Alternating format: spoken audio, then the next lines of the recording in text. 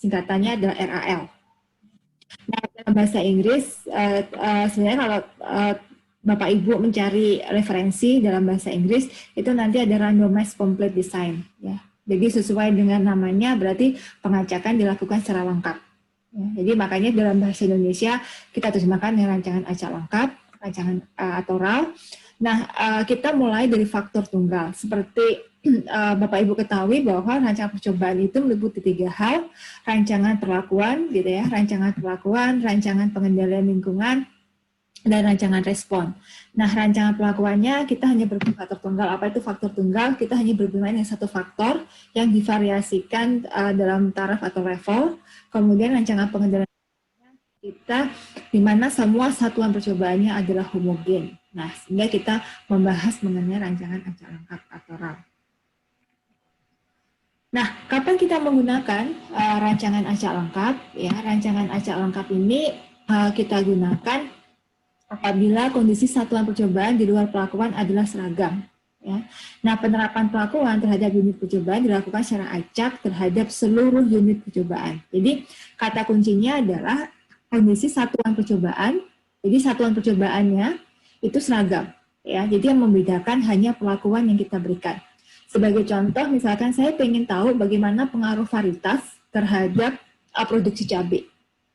Saya cobakan ada 4 varietas gitu. Maka percobaan yang saya lakukan adalah pemupukannya sama, dosis penyiramannya sama, penyiangannya sama, yang berbeda hanya jenis varietasnya saja. Nah, kalau kejadian seperti itu berarti saya menggunakan rancangan acak lengkap. Ya, jadi kata kuncinya adalah kondisi satuan percobaan di luar perlakuan adalah seragam. Nah, penerapan pelakuan terhadap unit percobaan ini dilakukan secara acak. Jadi terhadap unit percobaan. Jadi seperti yang kita bahas minggu lalu, yaitu setiap unit percobaan itu mempunyai peluang yang sama untuk dikenai suatu pelakuan. Itu adalah definisi acak di dalam unit percobaan.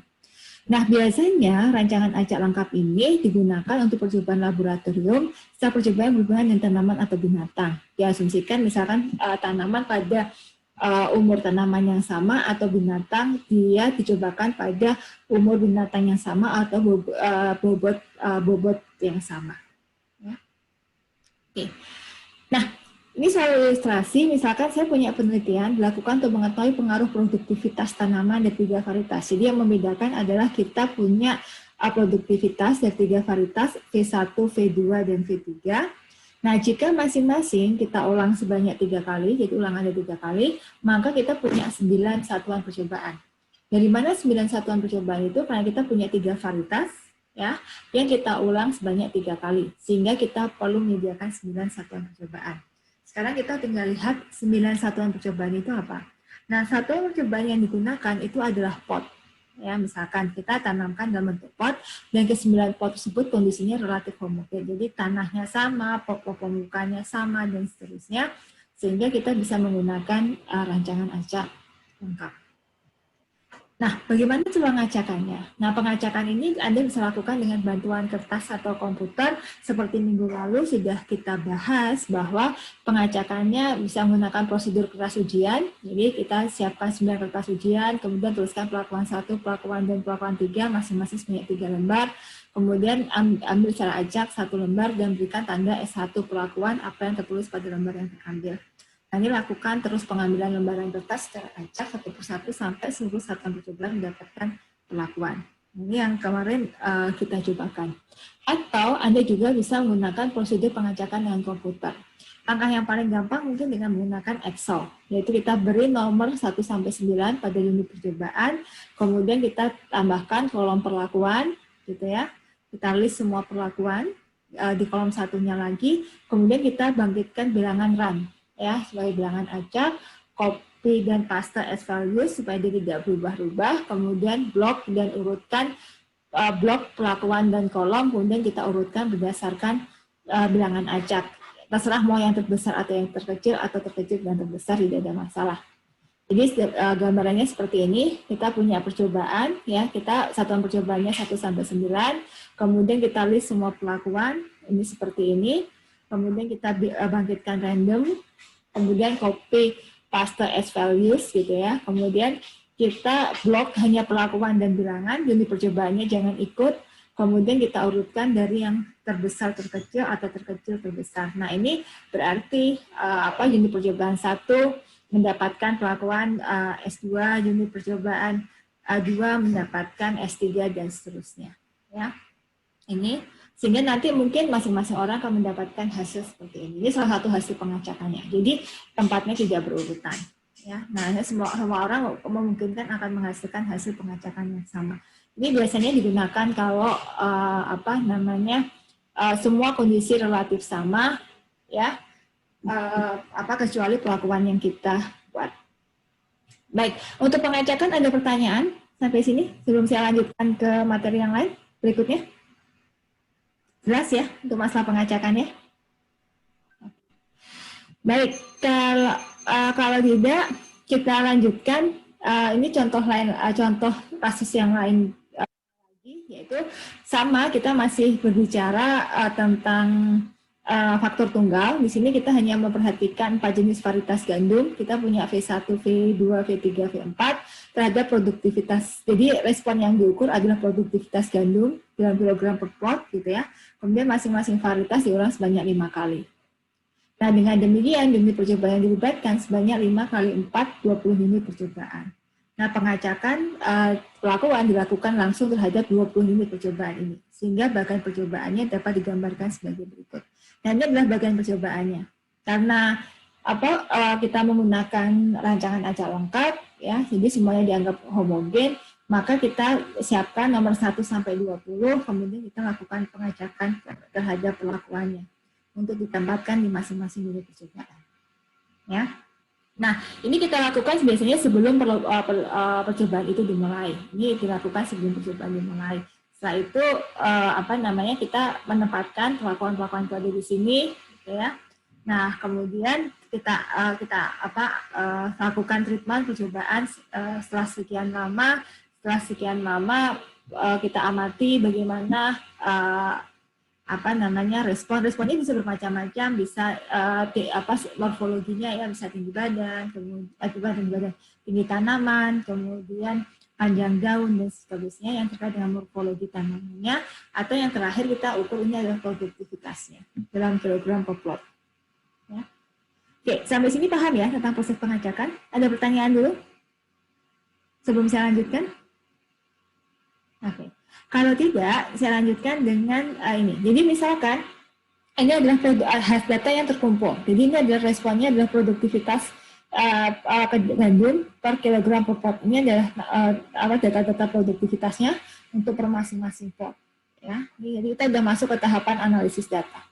Nah, dari data yang terkumpul semacam ini, lalu apa yang bisa kita lakukan? Ya, yang pertama adalah kita catatkan dalam bentuk tabel yang rapi dulu. Dari data yang terkumpul ini, ya kita catatkan dalam bentuk tabulasi. Ya, kita rapihkan. Ini adalah perlakuan, kemudian ini ulangan 1, 2, 3, 4 sampai 5. Boleh. Atau mau disusun di sini perlakuan, di sini ulangannya juga nggak ada masalah. Ya. Nah, nanti dari ini Anda bisa hitung berapa total masing-masing perlakuan. Total masing-masing perlakuan itu apa penjumlahan dari masing-masing perlakuan ini. Penjumlahan dari 5 ulangan ini berapa. Dapat total perlakuan, kemudian kalau rataan berarti dapatkan rataan untuk masing-masing perlakuan. Jadi rataan dari 5 data ini dapat 20,4, 28,6, 22,4, 25. Kalau ini adalah total secara keseluruhan dari 20 data, ini adalah rataan dari 20 data. Ini adalah tabulasi data yang sudah rapi. Nah, kalau kita sudah dapat data yang sudah rapi seperti ini, apa yang kita lakukan? Berarti kita masuk ke dalam tahapan analisis data. Ya. Apa itu tahapan analisis data? Ya. Nah, bentuk tabulasi data yang ini tadi, ya, saya bisa tuliskan dalam bentuk secara umum. Bentuk secara umumnya, misalkan saya punya ada T perlakuan, jadi ini perlakuan 1, perlakuan 2, sampai saya punya T perlakuan, kemudian saya punya ulangan. Ulangannya adalah 1, 2, 3, sampai saya punya R ulangan. Ya. Nah, kemudian ini pengamatan Y11 itu berarti pengamatan pada perlakuan pertama, ulangan pertama. Y1, 2 artinya saya punya pengamatan pada perlakuan pertama, ulangan yang kedua. Yang di sini berarti saya punya pengamatan untuk perlakuan kedua, ulangan ketiga, dan seterusnya. Saya punya data. Sampai yang terakhir saya punya pengamatan dari perlakuan ke T ulangan ke R. Ya. Nah, dari sini masing-masing simbolnya kita tahu bahwa kalau saya tulis Y1 titik ini berarti saya menyumbangkan total, ya total dari semua ulangan untuk perlakuan 1. Di sini adalah total total perlakuan untuk perlakuan 2 gitu ya. Nah, ini halnya adalah rata-ratanya. Nah, bentuknya seperti ini. Ya, ini tabulasi secara umum. Nah, lalu bagaimana kita mengidentifikasi modelnya? Nah, ini yang kita sebut dengan model linear additive. Karena di rancangan acak rancangan acak lengkap, faktor tunggal dalam rancangan acak lengkap, maka kita hanya melihat pengaruh dari perlakuannya saja, ya pengaruh perlakuannya saja.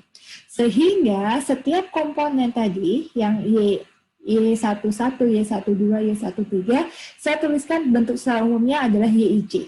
Jadi saya punya YIJ, ya, YIJ sama dengan mu plus tau I plus EIJ, ya, atau YIJ sama dengan mu I plus EIJ. Apa itu YIJ? YIJ adalah pengamatan pada perlakuan ke I dan ulangan ke J. Mu ini adalah rataan umum, ya. Tau I adalah pengaruh perlakuan ke I. Jadi ini adalah pengaruh perlakuan ke I. Di mana pengaruh perlakuan itu didefinisikan sebagai mu I dikurangi dengan mu. Ya. Kemudian ada batasan bahwa penjumlahan dari semua pengaruh perlakuan itu harus sama dengan 0. Ya. Pengaruh perlakuan sama dengan 0. Ini. Kemudian EIJ ini merupakan pengaruh acak pada perlakuan ke I dengan ulangan ke J, di mana EIJ ini diasumsikan menyebar normal dengan nilai tengah 0 dan ragamnya adalah sigma kuadrat. Ini adalah menyebar bebas stokastik identik, ya, dengan nilai tengah 0 dan sigma kuadrat. Nah, kalau saya punya formulasi ini, ya, nah, saya bisa sediakan kalau mu plus tau I, tapi saya bisa tuliskan dalam bentuk mu I. Mu I ini, kalau tadi tau I sama dengan mu I kurangi mu, berarti mu I itu sama dengan tau I plus mu. Jadi ini, ya.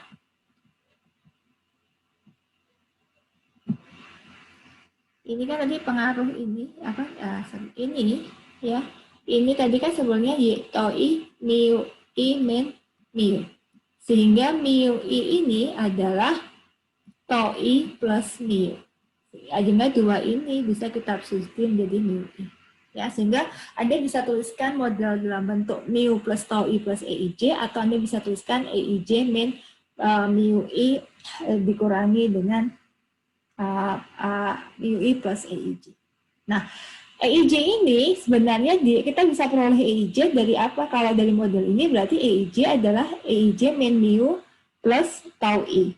Kalau kita substitusi tau I, ya kita substitusi tau I, ya dengan YIJ min mu plus mu I, ini kan ini bisa dicoret ya, ini sama ini dicoret, sehingga kita bisa dapatkan YIJ min mu I. Nah, ini nanti berguna buat kita untuk melakukan pendugaan error dari suatu model. Oke, paham ya sampai sini? Ada pertanyaan? Oke, berarti bisa diikutin.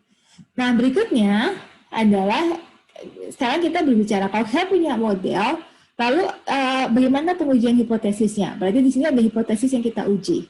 Ya. Hipotesisnya adalah tau 1 sama dengan tau T, kalau kita punya T, maaf ini salah, tau T gitu ya, tau 1 sama dengan T sama dengan 0. Artinya perlakuan tidak berpengaruh terhadap respon yang diamati. Jadi semuanya sama pengaruhnya. Nah, kalau ada satu pengaruh perlakuan yang tidak sama dengan 0, maka H0 ini jadi tidak berlaku. Maka akan jadi H1.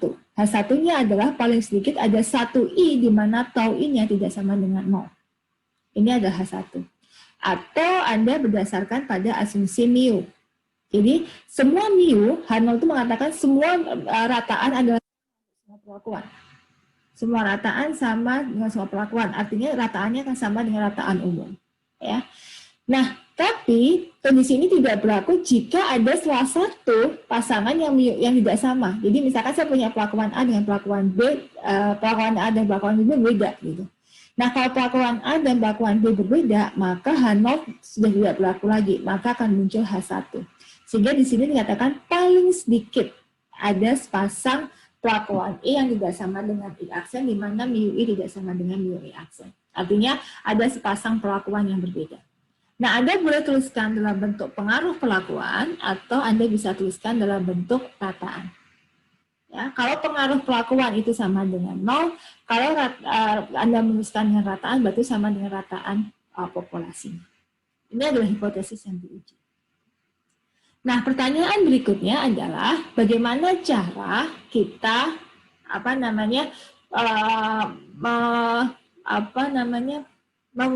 mencari statistik uji untuk hipotesis yang kita uji, ya.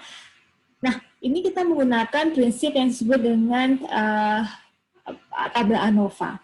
Apa sebenarnya dengan ANOVA, analysis of variance? Ya, jadi kita menguraikan ya komponen-komponen yang ada di dalam model. Tadi kita tahu bahwa rataan umum mu dugaan itu juga dengan rataan dari data yang kita punya. Ya, ini rataan, kemudian rataan dari perlakuan.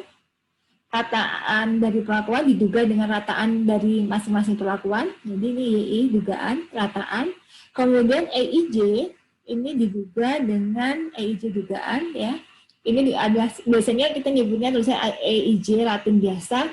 Seperti tadi, karena kita tahu bahwa EIJ itu adalah YIJ dikurangi dengan mu I, ya, sehingga mu I ini, ya, YIJ ini adalah YIJ dugaan, ya, di mana YIJ dugaan atau predictednya itu sama dengan rataan dari masing-masing perlakuan.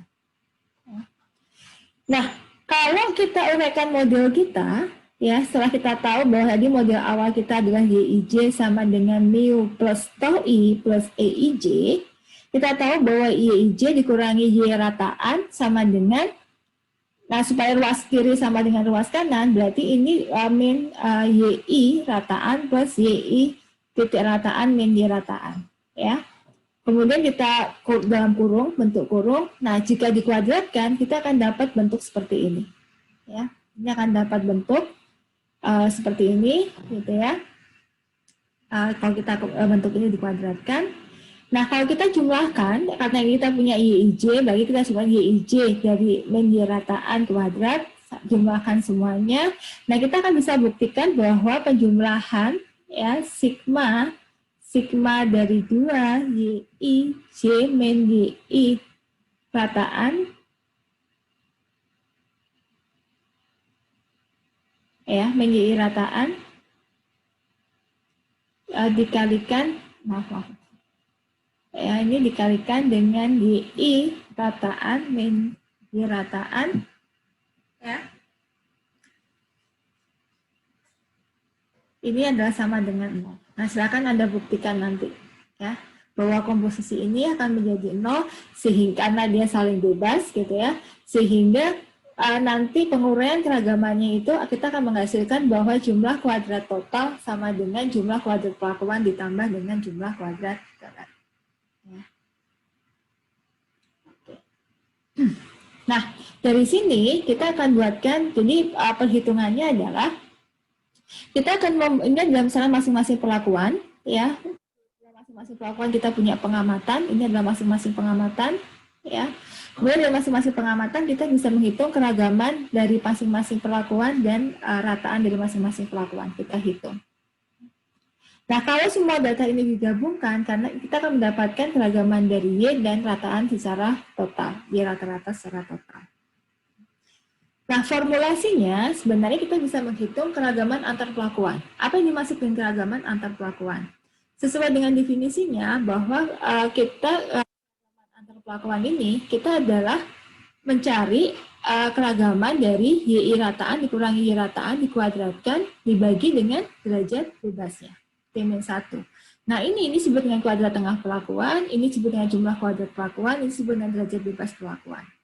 Kemudian ini ada keragaman dalam pelakuan, jadi apa ini merupakan R1 min 1 tambah S1 kuadrat dan seterusnya, tambah ST kuadrat dibagi dengan R1 minus 1 ditambah dengan dan seterusnya sampai dengan R1 minus 1. Nah, Anda perhatikan ini sebenarnya adalah bentuk general dari ragam gabungan pada saat kita mengasumsikan ragamnya sama pada saat kita bermain dengan dua populasi. Jadi ANOVA itu merupakan generalisasi dari lebih dari dua populasi. Ya.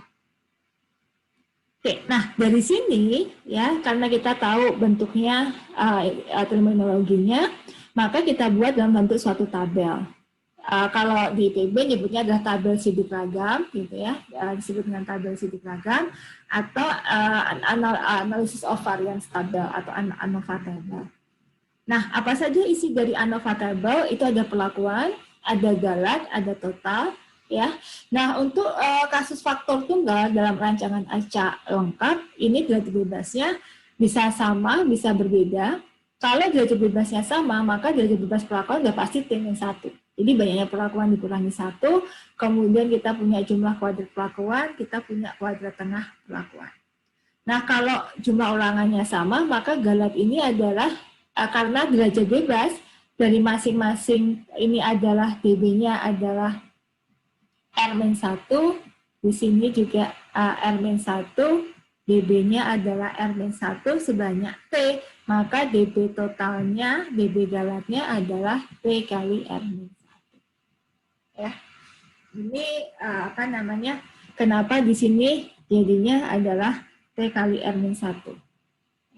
Kemudian kita hitung CKG, KTG, kemudian kalau totalnya, kalau kita punya 20 data, berarti dikurangi 19, kita hitung jumlah kuadrat totalnya. Nah, tujuannya apa? Supaya kita bisa menghitung F hitung. Sebaran F, seperti kita tahu, merupakan rasio dari dua buah ragam. Ragam apa yang kita bandingkan? Yaitu keragaman antar pelakuan dan keragaman di dalam pelakuan. Sehingga untuk F hitungnya adalah KTP per KTG. Ya. Nah, ini sama formulasinya jika ulangannya tidak sama. Ya. Ulangannya tidak sama seperti ini.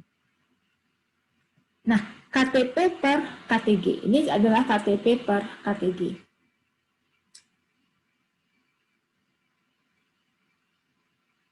Jadi ini akan menentukan. Jadi kalau KTG-nya besar, KTG ini besar, maka F hitung akan kecil. Nah, kalau F hitung kecil akan cenderung mengatakan tidak ada perbedaan antar pelakuan yang kita cobakan. Tapi kalau KTG-nya kecil, F-nya hitungnya akan menjadi besar, sehingga akan mengatakan bahwa ada perbedaan antar pelakuan yang kita cobakan. Nah, yang kita harapkan seperti ini.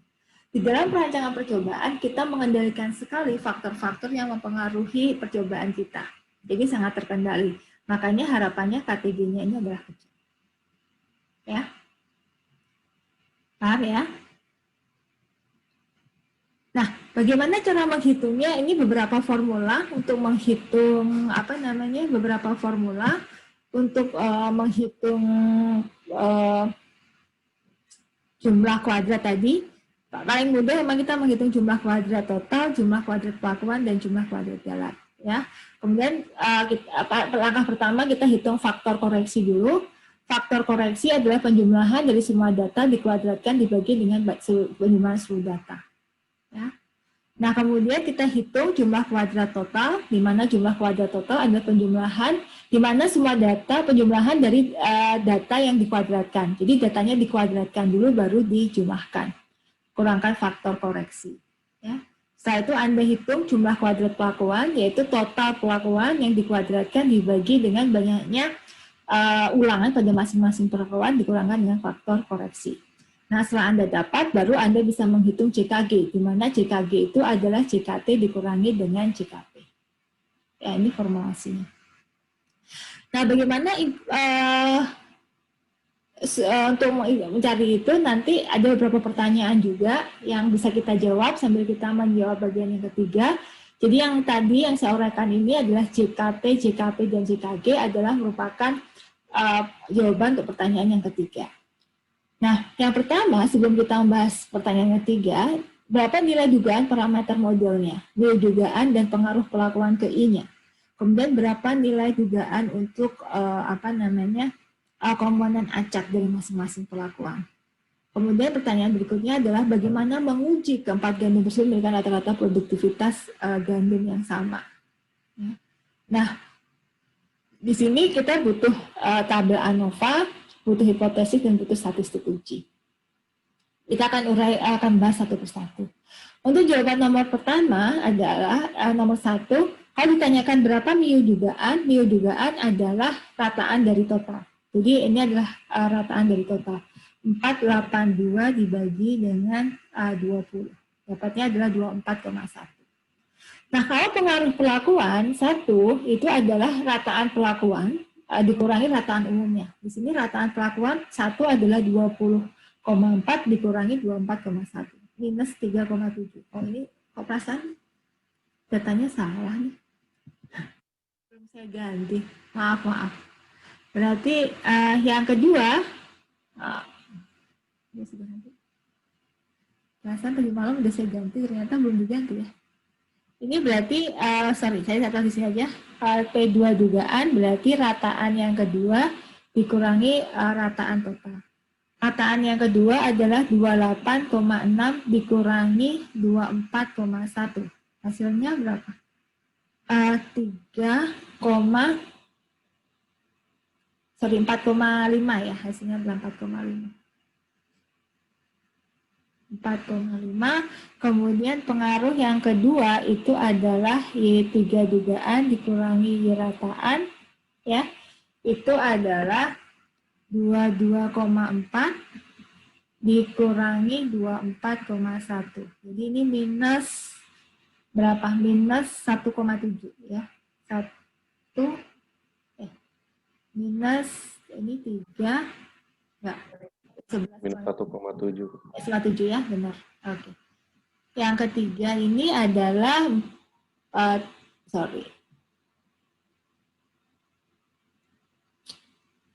ini 2, ini 3, rataan 3 dikurangi rataan umum adalah ini 4 ya, ini 3 benar, ini 4.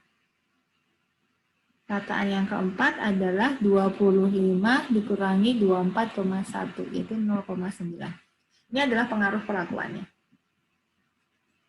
Ini tadi malam lupa saya edit. Nah, sekarang di sini kita melihat ada pengaruh perlakuan yang negatif, ada pengaruh perlakuan yang positif. Maknanya apa? Kalau dia negatif, berarti produktivitas dia lebih rendah dari produktivitas secara umum. Kalau dia positif, artinya produktivitas yang bersangkutan lebih tinggi daripada produktivitas secara umum. Ya. Jadi dikatakan bahwa ini varietas 1 dan varietas 3 itu produktivitasnya lebih rendah dari produktivitas umum, sedangkan varietas 2 dan varietas 4 produktivitasnya lebih tinggi dibanding rataan umumnya. Dan kita bisa lihat bahwa sebenarnya varietas 2 itu memberikan produktivitas yang lebih tinggi dibanding yang varietas lainnya. Nah, ini kalau kita mencerminkan dari data. Tapi nanti kita perlu membuktikan secara statistik. Ini memang benar nggak berbeda secara signifikan. Nah, itu yang akan kita lihat secara statistiknya. Walaupun secara angka kita sudah melihat adanya variasi dari angka yang minus dan positif tadi. Bisa dipahami ya sampai sini ya? Oke. Nah, kemudian kalau jawaban nomor 2, pada saat kita menghitung pengaruh acaknya atau errornya atau galatnya, gitu ya, maka tinggal ini aja, bahwa tadi kita sudah dapat EIJ itu adalah YIJ dikurangi MIUI. Nah, MIUI dugaan itu sama dengan YI rataan dari masing-masing perlakuan. Ini adalah rataan dari masing-masing perlakuan. Sehingga EIJ dugaan adalah YIJ dikurangi rataan dari masing-masing perlakuan. Nah, tadi rataan dari masing-masing perlakuan ini merupakan pendugaan dari model kita.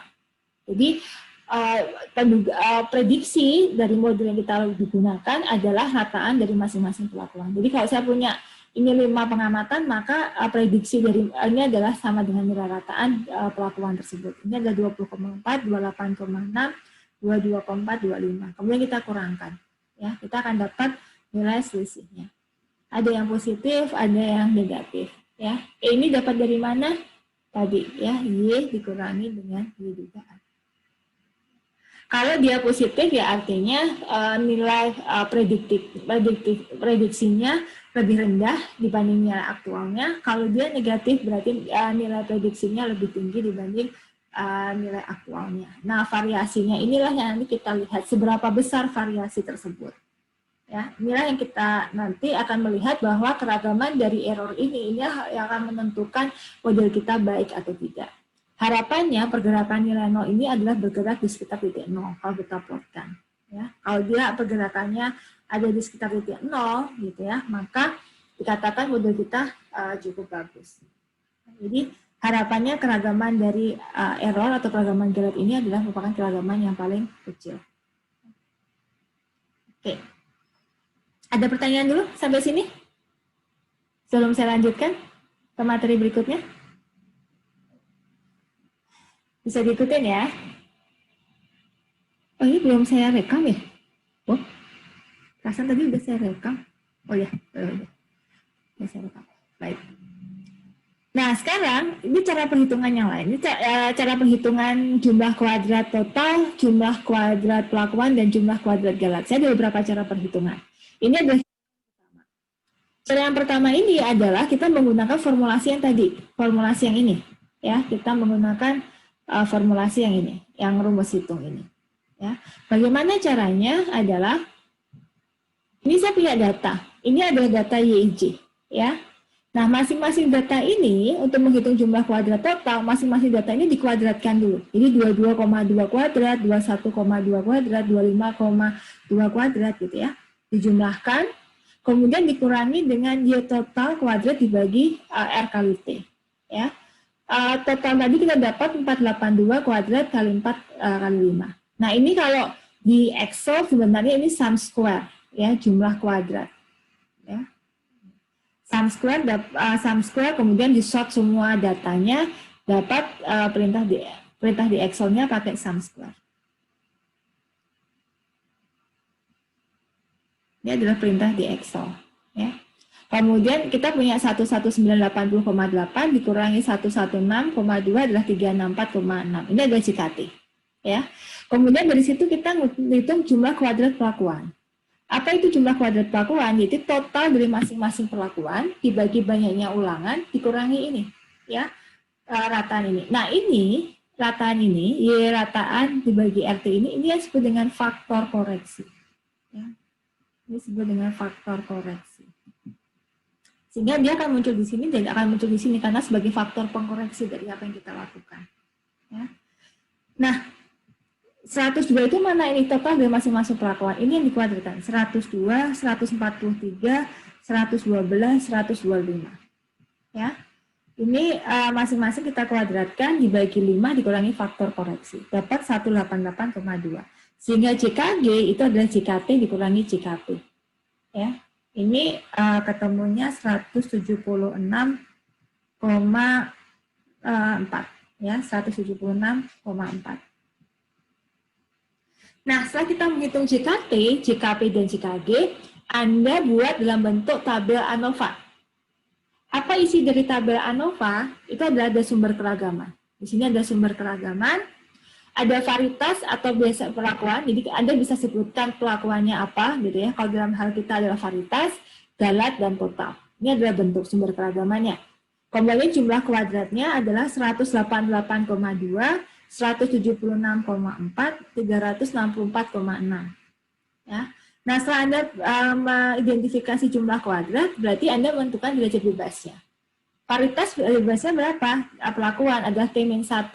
Jadi 4 kurangi 1 dapat 3, sedangkan ini adalah RT-1. 4 kali 5-1, 16. Totalnya adalah RT-1, berarti 4 kali 5 kurangi 1 adalah 19.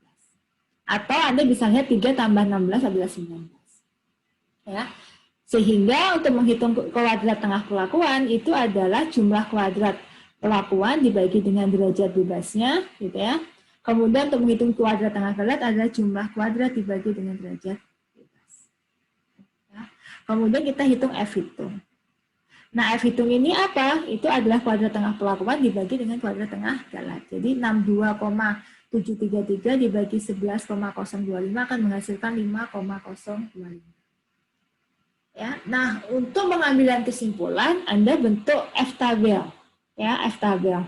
F-tabel ini berarti tergantung alfa kita berapa. Misalkan alfa kita adalah 0,05, maka kalau sebaran F kita butuh 2 penyebut. ya DB1 dan DB2.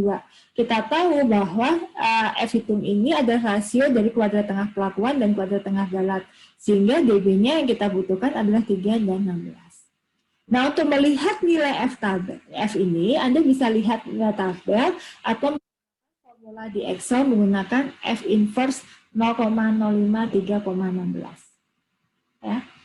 Nah, bagaimana cara melihat F tabel? Ini misalkan Anda F tabel, Anda lihat aja derajat bebasnya adalah 3, kemudian Anda dapat di angka 16. Ya, ini. Jadi inilah angkanya 3,24. Itu yang kita. Paham ya cara membuat tabel ANOVA? Ya. Nah, kemudian bagaimana cara kita mengambil kesimpulan? Nah, ini hipotesis apa yang diuji? Nah, kesimpulan kita adalah ini berarti kurang 1, maaf. Tol 4 sama dengan 0. Jadi, H0 kita adalah tol 1 sama dengan tol 2, tol 3 sama dengan tol 4 sama dengan 0. Paling sedikit ada tol I yang tidak sama dengan 0. Ya. Kemudian kita lihat apakah F hitung kita lebih besar dari F tabel. Jika karena F hitung kita 5,6 F hitung kita adalah 5,690, F tabel kita adalah 3,239, maka kita katakan tolak H0. Tolak H0 artinya apa? Bahwa paling sedikit ada satu pelakuan yang berbeda. Berarti dengan kata lain, kita mengatakan adalah ada perbedaan pengaruh gandum terhadap produktivitasnya. Ya.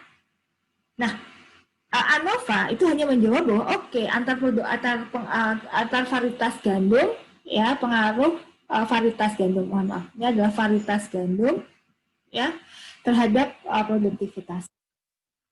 ANOVA hanya mampu menjawab seperti itu. Oke, ada perbedaan. Mana yang berbeda? V1 dengan V2, V1 dengan V3, V1 dengan V4, ataukah semuanya berbeda? Nah, ini yang kita akan lakukan uji lanjut untuk menjawab pertanyaan ini. Sementara ANOVA hanya mengatakan bahwa ada perbedaan atau tidak. Oke, sampai sini jelas? Ada pertanyaan sebelum saya lanjutkan? Oh, oke, mudah-mudahan jelas ya. Nah, tapi kita akan bisa melakukan ini, ya, F hitung ini adalah layak bahwa kesimpulan ini valid kalau asumsi terpenuhi. Apa asumsi yang itu terpenuhi? Kenormalan, kehomogenan ragam, dan kebebasan galat. Nah, ini nanti akan dibahas di pertemuan pertama setelah UTS. Jadi ini akan dibahas di pertemuan ke-9. Ya, bagaimana cara kita melakukan pemenuhan terhadap asumsi model. Ya, pertemuan ke-9. Sekarang kita mengasumsikan dulu bahwa asumsi ini terpenuhi. Ya, kita asumsi ini terpenuhi sehingga F hitung ini menjadi valid. Ya, itu yang sementara hasil yang bisa kita peroleh. Nah, pemenuhan asumsi itu nanti kita akan uji pada komponen errornya. Jadi kenapa tadi komponen error itu hitung, karena pemenuhan pengujian asumsi itu ada pada komponen errornya, bukan pada data aslinya. Ya, kenapa? Karena yang diasumsikan menyebar norma dengan nilai tengah 0 dan sigma kuadrat itu adalah errornya. Ya, sehingga nanti pengujian asumsi adalah kita menggunakan error itu. Oke, ada pertanyaan sampai sini? Bisa diikutin? Ya, mudah-mudahan tidak terlalu cepat ya penjelasan saya, bisa dipahami bersama. Oke, kalau nggak ada, saya lanjutkan ke ini. Jadi ini cara yang kedua. Jadi Anda bisa menghitung adalah JKP itu sebenarnya kita dapat nih dugaan untuk masing-masing ini, ya. Anda juga bisa hitung dugaan ini. Tinggal Anda kuadratkan, Anda cari sum square-nya, kemudian Anda terangkan dengan faktor koreksi. Ya. Maka Anda akan menghitung JKP. Nah, JKG, kebalikannya, JKG itu adalah ini dikuadratkan. Jadi kalau di Excel tinggal perintah pakai sum square aja, sum square dari ini. Dapatlah JKG. Ya. Nah, JKT tinggal, karena kita sudah dapat JKP dan JKG, maka JKT tinggal kita jumlahkan. Jadi, ada banyak cara untuk menghitung JKT, JKP, dan JKG. Asal Anda paham apa yang dimaksud dengan masing-masing komponen. Jadi JKT adalah keragaman dari data asli kita. Keragaman dari data asli itu kita sebut dengan keragaman JKT. Keragaman dari Y dugaan itu adalah jumlah kuadrat perlakuan. Kemudian keragaman dari error kita sebut dengan jumlah kuadrat jalan. Ya. Nanti kita bandingkan bagaimana keragaman dari perlakuan kita dibandingkan dengan keragaman dari galat. Maka tadi saya katakan bahwa galat ini harusnya seminimal mungkin keragamannya. Bisa dipahami ya? Oke. Nah, ini adalah Anda juga bisa menggunakan analisis data dengan Excel. Jadi input datanya Anda bisa tuliskan seperti ini kalau Anda mau masing-masing per kolom, ya seperti ini, gitu ya. Kemudian Anda ke data, aktifkan data analysis Anda, gitu. Kemudian pilih ANOVA single factor, ya. Kemudian ada 0, kemudian label in first row, kemudian ini oke, maka outputnya akan seperti ini, ya. Jadi mudah. Jadi kalau di sini yang between group sini adalah perlakuan, ya ini adalah perlakuan. Atau tadi saya sebutkan sebagai varietas, ya, gitu ya, atau varietas, sedangkan di sini adalah galat. Hasil yang dapat sama persis, ya, tapi di sini enak ini. Jadi kalau Excel enaknya F hitungnya dapat, F kritikalnya dapat. Jadi Anda bisa ini karena F hitung ini lebih besar dari F kritikal, atau Anda bisa langsung melihat sebagai nilai p-value. Jika p-value ini lebih kecil dari alfa 5%, maka kita katakan tolak. Oke. Ya, itu materi kita hari ini. Ada pertanyaan?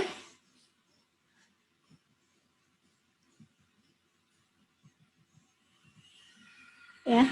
Nah, kalau ada pertanyaan, misalkan ya, ada pertanyaan seberapa bagus sih perencanaan percobaan yang sudah kita lakukan gitu ya, ukuran bahwa tadi katakan keragamannya sudah terkendali gitu ya, keragamannya sudah terkendali dan kita akan mendapatkan keragaman error yang paling kecil atau keragaman galat percobaan yang paling kecil ya. Tadi KTG ini, jadi KTG ini simbolnya adalah sigma kuadrat diduga gitu ya. Ini atau kita sebut dengan galat percobaan. Ya. Nah, kalau kita ingin mengukur seberapa bagus percobaan yang kita lakukan, Anda menghitung CV, coefficient of variation.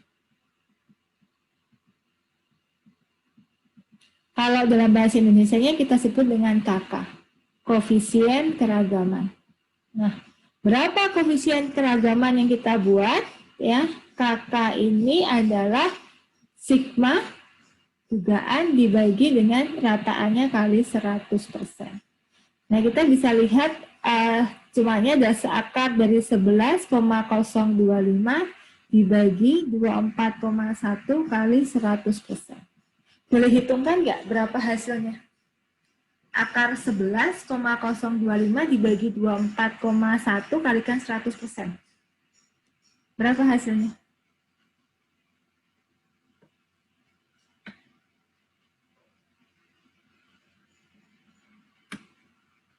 Ada yang ketemu, Pak? Bu? Boleh minta tolong hitungkan di Excel? Akar dari 11,0251 dibagi 24,1 kali 100%.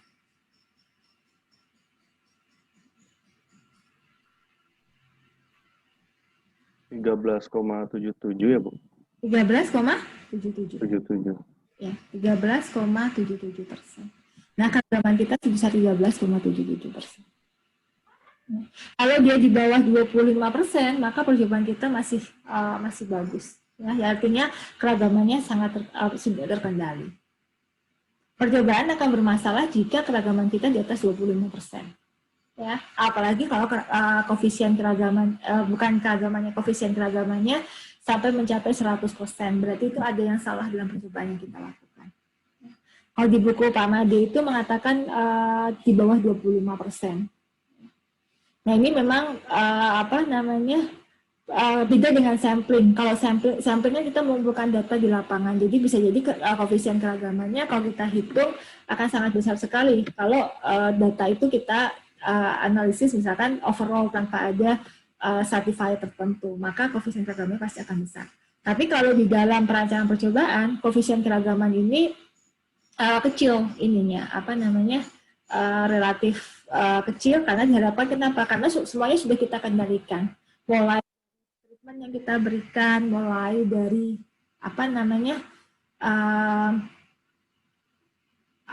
efek mulai dari penyiraman kalau di tanaman tadi ya, kemudian pemupukan dan tingkat kesuburan tanah itu relatif kita kendalikan. Jadi kecuali kalau misalkan ada kayak kemarin hujan tiba-tiba atau segala macam ya nggak bisa kita kendalikan, tapi dua faktor itu relatif sama, seharusnya koefisien keragaman kita akan kecil. Itu adalah terkait dengan perancangan percobaan. Oke, ada pertanyaan sampai sini? Kalau yang tadi Bu, maaf saya mau tanya. Ya, silakan Pak. Kenapa dihitungnya berdasarkan errornya ya tadi ya, kalau nggak salah? Errornya apa? Yang mana hitungnya? Yang galatnya itu yang tadi. Oh, galat. Ya, karena definisi galat itu Pak, ini adalah keragaman dalam ini. Galat itu sebenarnya keragaman dalam percobaan. Jadi kalau kita kembali ke sini, ya, kita kembali ke konsep yang di sini. Galat itu sebenarnya ragam gabungan dan kan gini, masing-masing perlakuan ini kita punya keragaman kan. Ini kita kalau kita masing-masing perlakuan ini kita punya keragaman ya. Kalau keragaman antar itu yang kita sebut dengan tadi kita menghitung jumlah kuadrat perlakuan tadi. Memang itu kita harapkan bahwa keragaman antar perlakuan itu besar. Tapi harapannya keragaman di dalam perlakuan itu kecil. Ya, keragaman di dalam perlakuan itu kecil. Nah, keragaman di dalam perlakuan itu kita sebut dengan ragam gabungan sebenarnya. Ragam gabungan. Berarti kita menggabungkan tadi R1 min 1 kali S1 kuadrat ditambah dengan R min 1 kalikan ST kuadrat dibagi dengan R min 1 ya. Dan seterusnya tambah R-1, hanya sebanyak T. Nah, ini ragam gabungan. Nah, ini sebenarnya merupakan keragaman dari percobaan yang kita sebut dengan keragaman galat. Kenapa ini relatif dengan keragaman error? Ya, kalau kita hubungkan dengan model kita, ya kita hubungkan dengan model kita. Jadi kita bisa menguraikan di sini bahwa berdasarkan model kita yang ini, ya, yang IIJ, ya, menu plus tau I plus EIJ, ini bisa kita uraikan menjadi jumlah kuadrat total sama dengan jumlah kuadrat ditambah jumlah kuadrat galat. Ya. Nah, keragaman galat ini adalah merupakan keragaman dari komponen sisaan ini, ya, komponen sisaan ini. Nah, dari mana kita bisa melihat dari uraian yang ini? Ya, bahwa EIJ, ya EIJ itu diduga dengan apa? YIJ dikurangi YI dugaan. Nah, ini merupakan komponen tadi dari komponen acak. Komponen acak yang kita simpulkan dengan EIJ. Sehingga di mana EIJ ini kita asumsikan bebas stokastik normal dengan nilai sigma kuadrat. Sehingga sigma kuadrat kita duga dengan menggunakan KTG. Itu kenapa yang kita lihat adalah keragaman galat itu dilihat dari errornya. Paham ya Pak ya? Hubungannya ke sini, ke model. Penguraian model dari model linear yang kita pakai di dalam faktor tunggal dalam rancangan acak angka.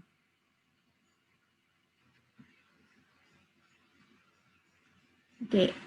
Ya ini memang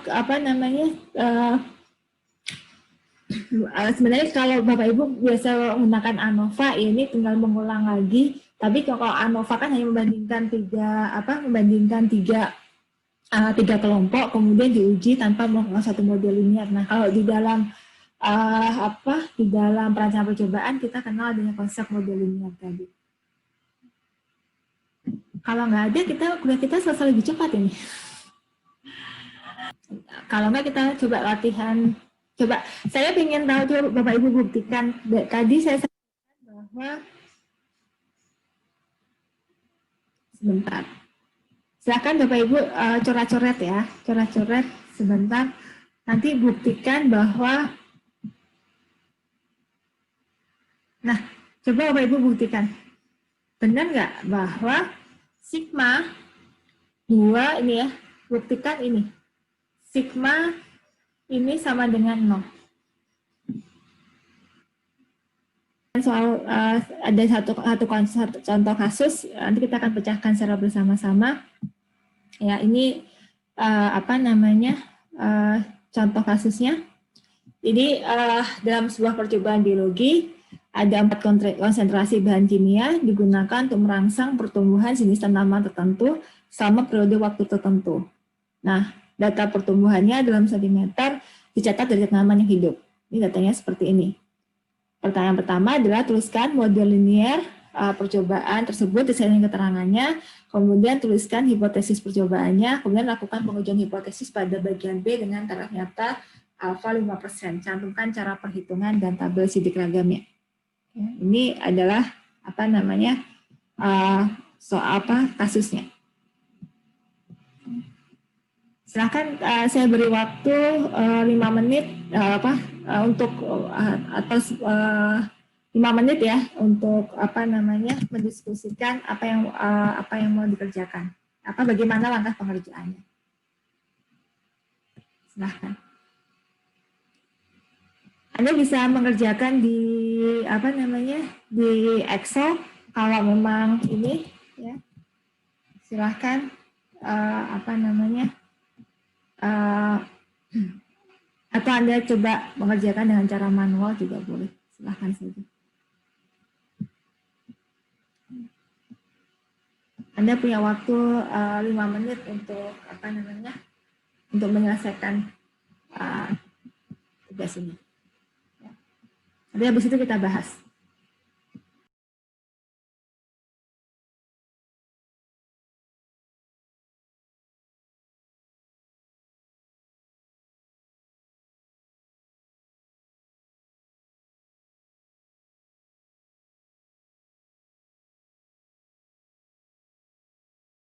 Udah ketemu jawabannya? Oke ya, kalau tuliskan model linearnya, berarti kalau Anda diminta menuliskan model, kita bahas satu persatu ya. Oke, barangkali dari Pak Ibu ada yang mau menjawab model linearnya seperti apa?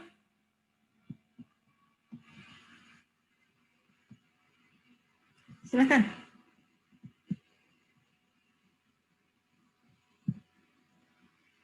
Ada yang mau jawab? Bapak Ibu, model linearnya seperti apa?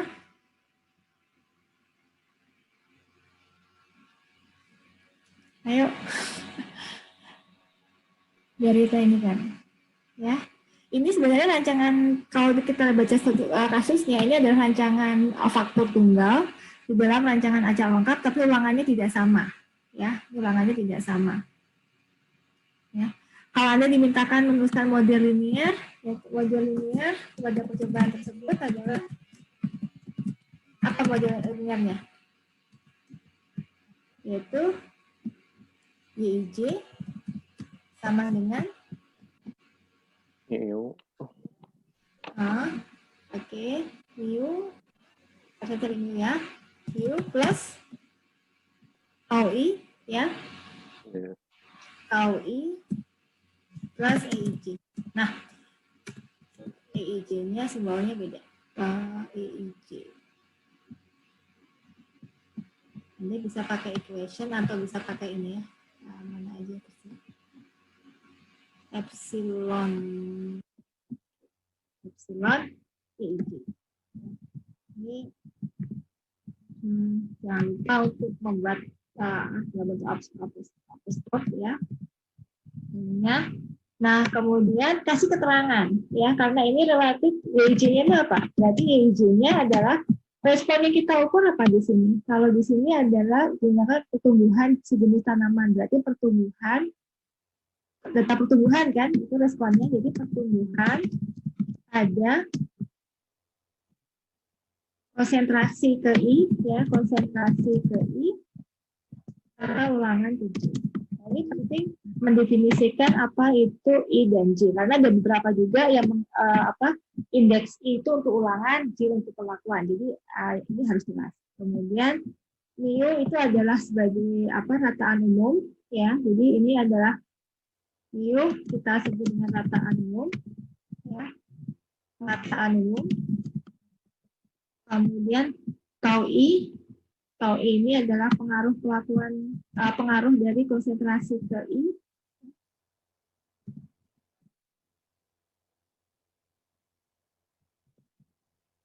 Adalah pengaruh dari konsentrasi ke I. Kemudian EIJ ini adalah kita sebutnya EIJ adalah kita menyebutnya sebagai pengaruh acak, ya, pengaruh acak dari konsentrasi I serta ulangan 7. Ini apa namanya? Ininya jawabannya ya untuk yang nomor A. Jadi kalau Anda diminta model linearnya lengkap, berarti ini harus lengkap. Biasanya saya akan memberikan poin yang besar karena ini akan membantu Anda mengidentifikasi apa yang sudah akan diuji. Gitu ya. Nah, kemudian kalau hipotesisnya akan diuji, coba silahkan. Hipotesisnya apa berarti?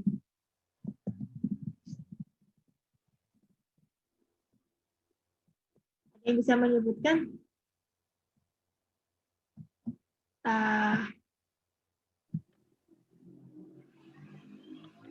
H0 sama dengan H0 sama dengan tau 1 sama dengan tau 2 hingga tau berapa? 4 sama dengan 0. Oke, tau 2 sama dengan sampai tau 4 ya. Iya. Tau 1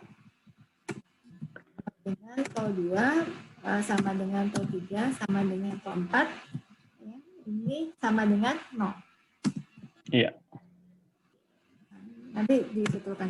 Oke, H1-nya berarti Paling sedikit ada 1. Ya, paling sedikit ada 1I. I-nya tidak sama dengan 0. Oke, good. Ini hipotesis statistiknya ya, Pak. Kalau hipotesis penelitiannya berarti apa? Kalau diterjemahkan dalam bahasa yang orang mudah pahami? Kalau kita menuliskan seperti ini kan berarti ini hipotesis statistiknya ya.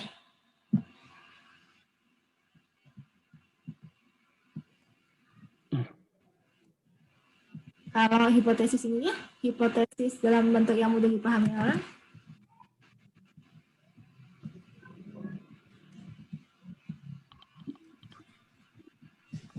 Perlakuan. Ya, Bu Reni, silahkan. Yang perlakuan tidak berpengaruh terhadap respon yang diamati, itu Bu.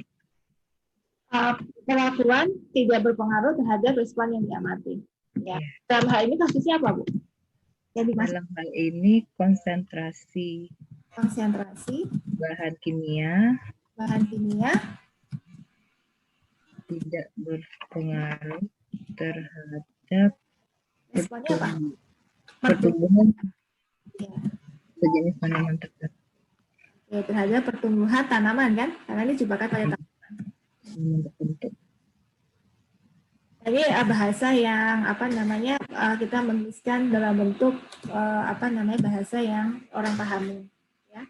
Kemudian kalau di sini berarti minimal ada 1 konsentrasi bahan kimia yang berpengaruh terhadap pertumbuhan tanaman. Berpengaruh terhadap Nah, ini hipotesis yang biasa orang lakukan. Biasanya H1 yang muncul di dalam hipotesis penelitian. Jadi saya pengen tahu bahwa konsentrasi bahan kimia saya berpengaruh terhadap pertumbuhan tanaman. Nah, itu orang yang biasa lakukan adalah H1. Sehingga yang kita lakukan adalah mendefinisikan H0 dan H1-nya. Paham ya sampai sini ya? Oke. Ini H1. Nah, sekarang bagaimana cara menyelesaikannya? Ya. Mohon izin saya ganti ke Excel ya untuk menyelesaikan itu. Berarti kita membuat tabel ANOVA kan ya? Kita membuat tabel ANOVA. Oke. Langkah paling sederhana adalah Anda inputkan datanya seperti ini ya. Ini sudah saya hitung. Ini saya hapus dulu lah. Oke. Kalau kita punya data seperti ini. Langkah yang paling sederhana adalah Bapak Ibu langsung lakukan analisis menggunakan Excel. Ya, caranya seperti apa? Ke data analisis. Kemudian di sini kelihatan ya Excel saya ya. Oke. Kita punya ANOVA single factor, kemudian oke. Nah, ini kita masukkan datanya seperti ini. Kita blok. Kemudian label inverse row dan kita akan muncul. Nah, ini hasilnya. Ini langsung muncul hasilnya. Ini adalah tabel ANOVA-nya. Ini tabel ANOVA-nya. Kemudian kesimpulan apa yang bisa kita ambil dari ini? Ini tabel ANOVA. Berarti ini ya between group itu berarti kita adalah konsentrasi ya. Yang between group ini kita sebut dengan galat. Oke. Kesimpulannya apa? Bisa kita peroleh dari sini. Bapak Ibu akan bandingkan nilai apa? Kita hitung ini, kita bandingkan terhadap Critical. Ya, di sini. Bahwa karena hitung ini sama dengan 21,2126 lebih besar dari 3,24 ya. Nah, kalau kita ya 238 ya, 389 maka tolak. Atau Bapak Ibu bisa bandingkan terhadap p-value-nya. Kalau menggunakan p-value, kesimpulan kita apa? Karena p-value harus dibandingkan terhadap apa? Kita bandingkan Alpha. terhadap 0, ya, terhadap alpha. Alfanya kita ambil 5% misalkan, ya maka kita tolak. Tolak H0 artinya apa? Berarti ada konsentrasi bahan kimia yang berpengaruh terhadap pertumbuhan tanaman.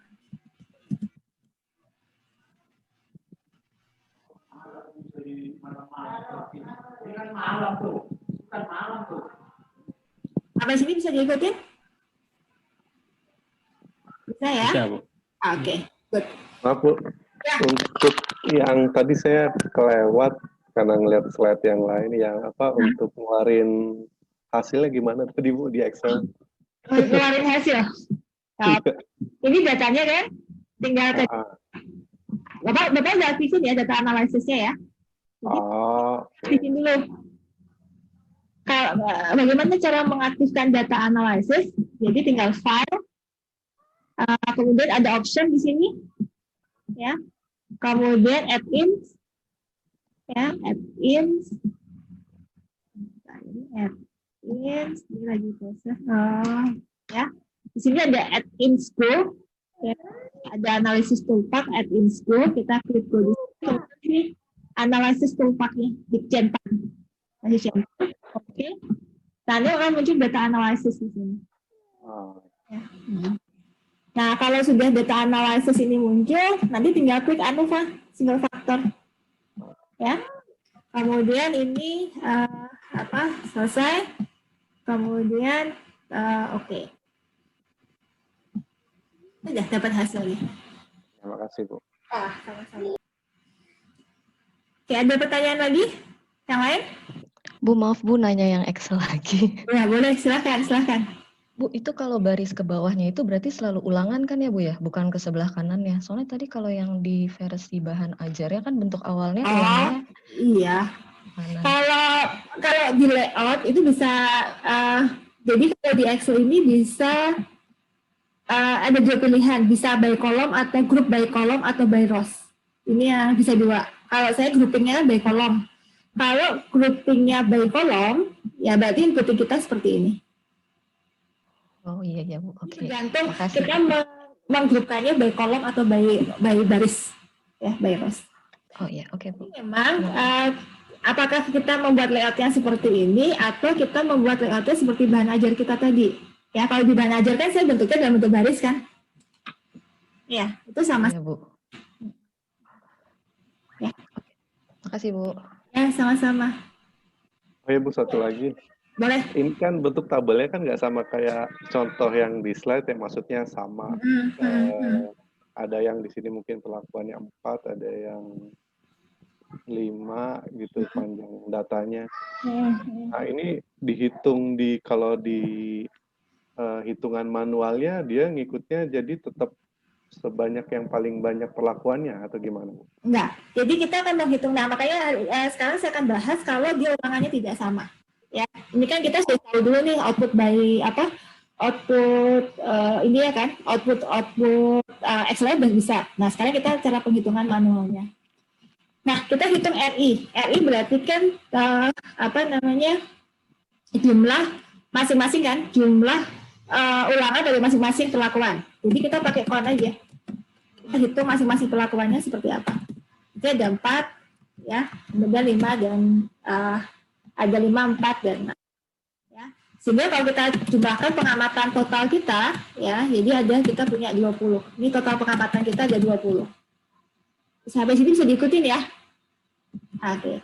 Sehingga DB untuk masing-masing perlakuan berapa? Ini 4 dikurangi 1. Ya, berarti DB-nya kan DB-nya ini ya. Sehingga kalau kita totalkan DB kita menjadi 16. Jadi 16 itu hitungannya sebenarnya penjumlahan dari 3 tambah 4 tambah 5 tambah 4. 16 yang mana? 16 yang ini.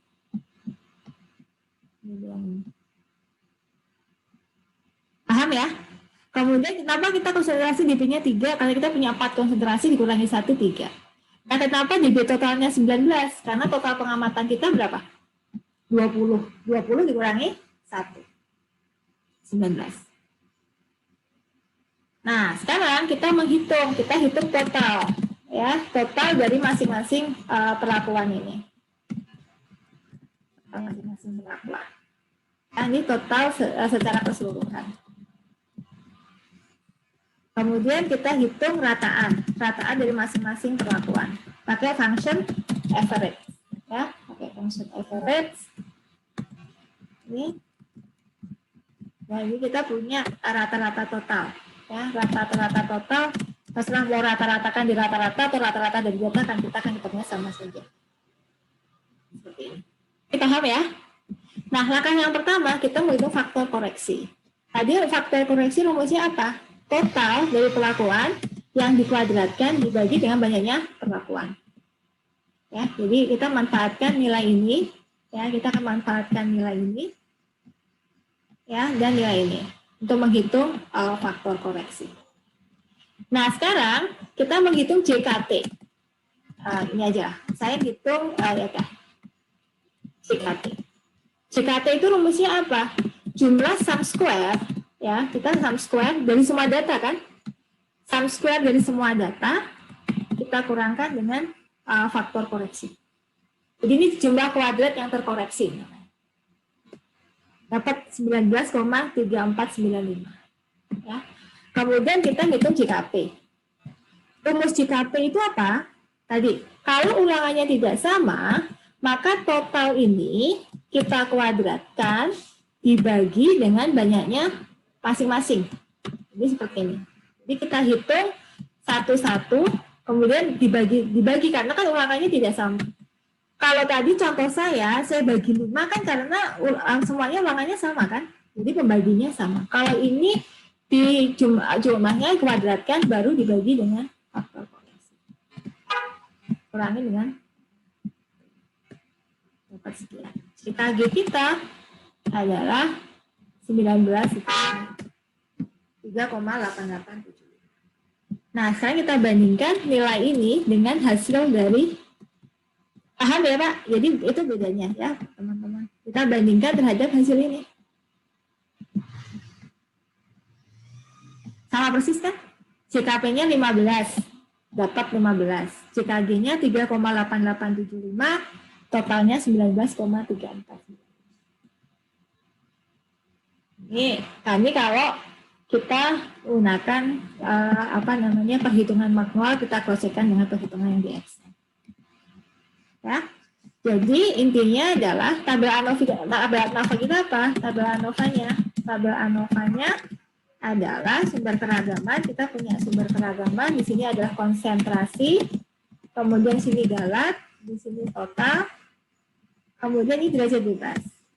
Ini 3, 16, ini 19. Kemudian JK, ya kita punya ini jumlah kuadrat pelakuan, kita punya jumlah kuadrat galat, kemudian kita punya jumlah kuadrat total. Terus kita menghitung KT. Kuadrat tengah kita berapa? Ini dibagi dengan derajat bebas. Ya, kemudian kita dapat F hitung. Nah, F hitung kita apa? KTP dibagi dengan KTG. Terus kita bisa hitung F0,05, derajat bebasnya 3,16. Kita pakai function F inverse kalau di F inverse 0,05, 3,16. Udah selesai. Ya. Kalau nyari nilai P, ya nilai P, Anda bisa cari F distribution. Ya, ini F distribution AX dengan derajat bebasnya 3,6. Dapat ya. Udah lengkap. Anda bisa kerjakan secara manual atau Anda membuat dengan menggunakan Excel.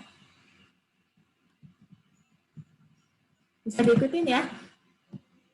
Jadi tadi kata kuncinya untuk mencari nilai F, kita menggunakan function apa? F inverse. Ya, kalau untuk mencari nilai P ini adalah nilai distribusi F. Untuk F hitung, kita menggunakan F distribution. Jadi dengan cara yang sama, kita bisa menghitung tabel sesuai dengan output di Excel. Kemudian kalau ditanyakan berapa kakaknya, berapa koefisien keragaman kakak, ya kakak ini berarti akar dari ini, ya akar dari ini dibagi dengan rataan kali 100%, 6,44 dalam bentuk persen. Nah ini 6,44 itu sangat artinya memang percobaannya sudah sangat bagus sekali karena kakaknya kurang dari 10%. Jadi semuanya serba terkontrol proses dalam penelitian tersebut. Mudah kan? Ya, saya nggak akan ngajarin Anda perhitungan manual lagi, kita manfaatkan Excel saja.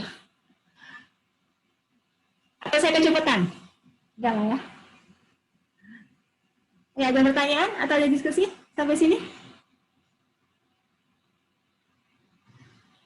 Bisa diikutin ya?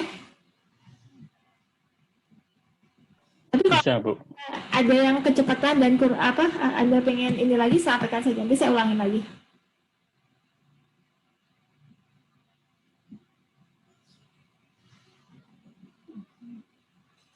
Jadi itu Pak. Jadi apakah Pak Ibu mau membuatnya berbaris atau per kolom, nggak ada masalah. Yang penting Bapak Ibu tahu apa yang dicari. Oh, total pelakuan dan seterusnya. Yang paling penting adalah makna dari situ. Nggak susah kan ya? Oke, ada pertanyaan lagi sampai sini? Kalau bisa diikutin nggak? Maksudnya ini pada diem, saya ada nih. Bisa diikutin ya? Bisa, Bu. Oke, baik. Jadi itu. Jadi Bapak Ibu bisa ini adalah perhitungan manualnya. Kemudian ini kalau menggunakan Excel. Nah, saya ada satu yang saya ingin tadi, bagaimana Bapak Ibu menghitung perlakuan, kemudian menghitung Y, menghitung Y juga, kemudian Bapak Ibu menghitung error. Jadi sekaligus saya akan tunjukkan di sini.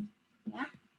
Jadi dari data yang Bapak Ibu dapat ini kita pindahkan ke situ gitu ya, kita pindahkan sini ini sebagai perlakuan 1 gitu ya. Kemudian ini kita hitung sebagai perlakuan 2. Kita hitung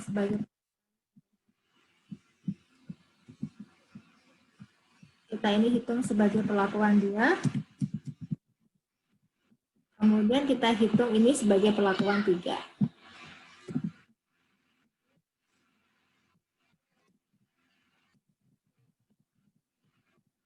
Kemudian kita hitung ini sebagai perlakuan keempat. Ini ya. Nah ini. Kemudian Bapak Ibu hitung Y juga. Y juga adalah dihitung dari rataan masing-masing perlakuan. Ini ada rataan dari masing-masing perlakuan 1. Ya. Maaf. Ya. Kemudian ini adalah rataan dari perlakuan 2. Kemudian ini adalah rataan dari perlakuan 3.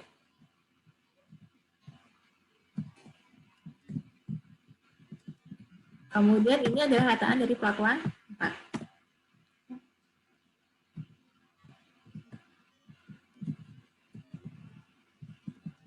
Nah, error itu dihitung dari mana? Error itu dihitung dari Y dikurangi dengan Y juga. Kita dapat errornya di sini. Ya. Nah, dengan cara yang sama tadi, sebenarnya kita bisa menghitung. Tadi yang saya sampaikan, cara yang kedua itu, kita hitung faktor koreksi. Faktor koreksi itu kan jumlah dari ini kan, sum square dari data Y. Sorry, bukan sum square. Jumlah dari data Y ini, ya, data Y, dikuadratkan dibagi dengan 20. Dapat faktor koreksinya.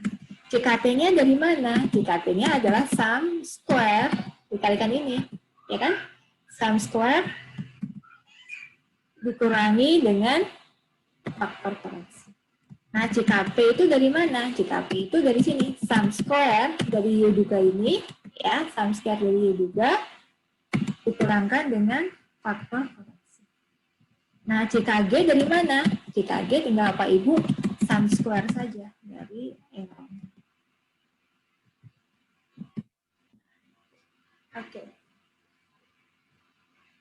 Nah, Bapak Ibu punya 3 cara untuk menyelesaikan itu. Mana yang mau dipilih silahkan. Ya. Memang kalau pendekatannya manual, cara yang pertama tadi, cara yang ini akan jauh lebih mudah dalam perhitungan, ya. Karena Bapak Ibu bisa menggunakan kalkulator. Tapi kalau untuk memahami apa itu jumlah kuadrat, kita penguraian dari jumlah kuadrat ditambah dengan jumlah perlakuan dan gelat, ini akan lebih mudah. Nah, nanti sebenarnya untuk pemenuhan asumsi itu bisa Bapak Ibu lihat dari plot errornya. Misalkan kita buat plottingnya gitu ya. Nah, ini seperti ini dari errornya. Nanti Bapak Ibu bisa lihat ini pergerakannya. Karena dia pergerakannya ada di sekitar garis nol. Ini kan pergerakannya sekitar garis nol ya. Naik turunnya dari sekitar garis nol. Maka sebenarnya keragamannya cukup terkendali. Ya. Jadi tadi dibuktikan dan kakak kita yang sekitar 6%. Ya, ini berarti prosesnya cukup terkendali sama percobaan di lapangan. Tapi kalau errornya itu fluktuasinya sangat tinggi sekali, berarti pada saat melakukan di lapangan, pada saat merunning percobaan tersebut banyak variabel-variabel yang mempengaruhi. Jadi inilah makanya kenapa kita berbicara mengenai error atau sisaan. Di sini kita sebut dengan sisaan. Paham ya? Sampai sini? Oke, ada yang mau disampaikan lagi sampai sini? Lebih mudah memahami dengan ilustrasi di Excel ya? Iya, Bu. Nah, tapi tetap filosofi dasarnya kita dapat kenapa ini sampai dapat seperti ini. Ya, nanti baru dari sini Anda lakukan dengan sisaan inilah nanti diuji dengan kenormalan, kehomogenan ragam dan seterusnya.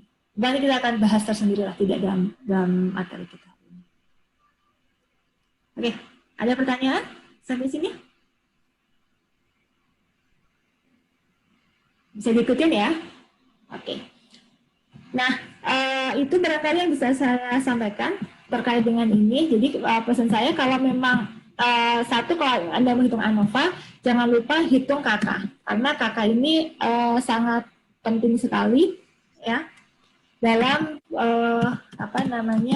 dalam mengidentifikasi apakah percobaan kita cukup bagus atau tidak. Ya.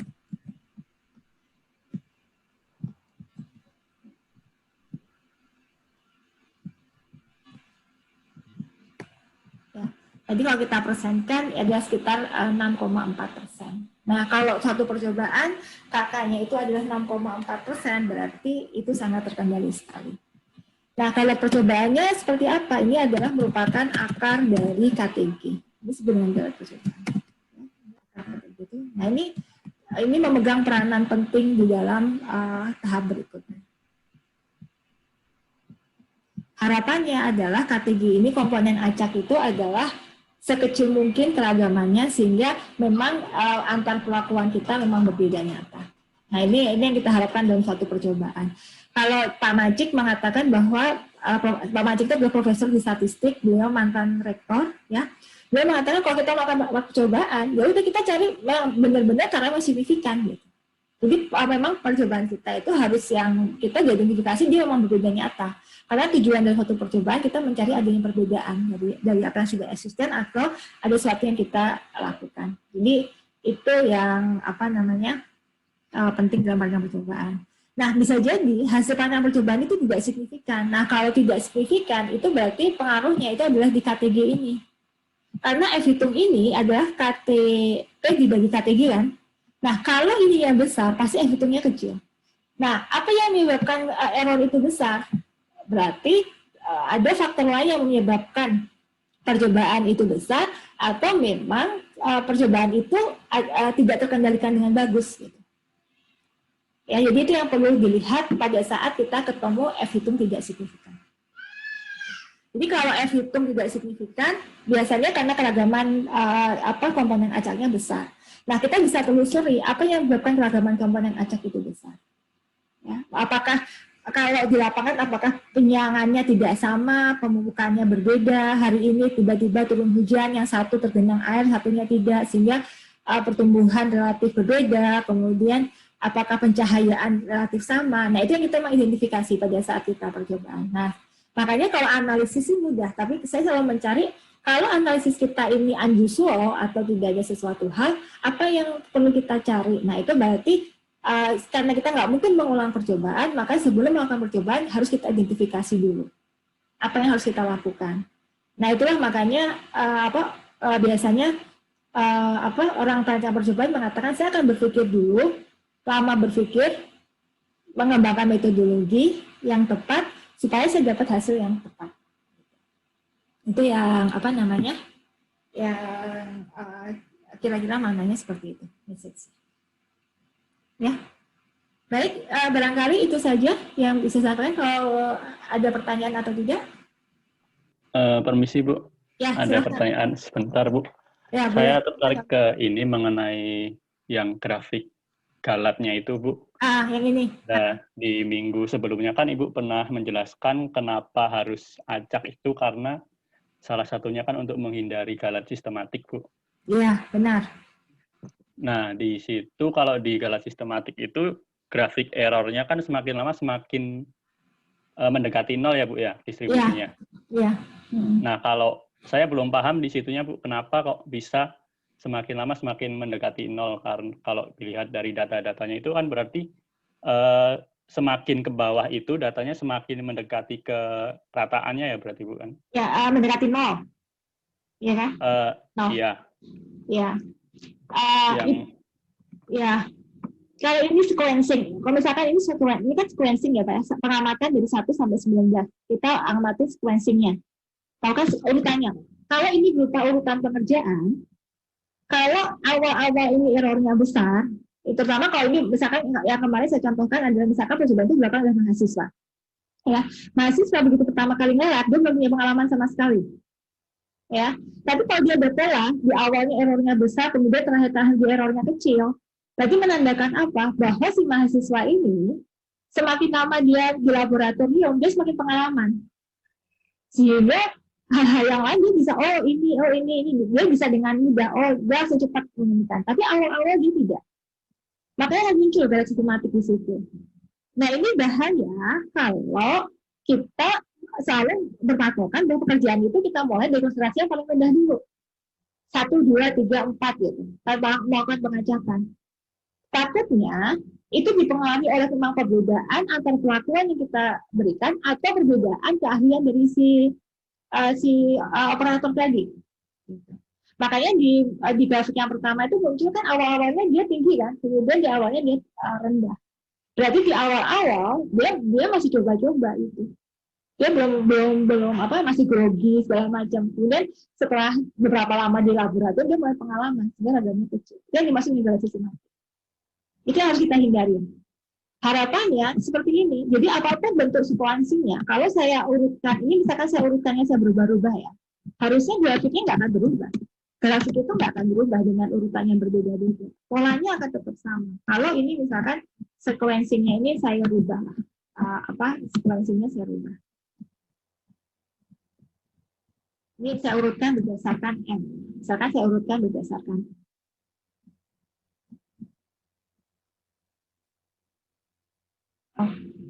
ada yang error. Oh ini, sebentar. Karena ini tadi saya fungsi.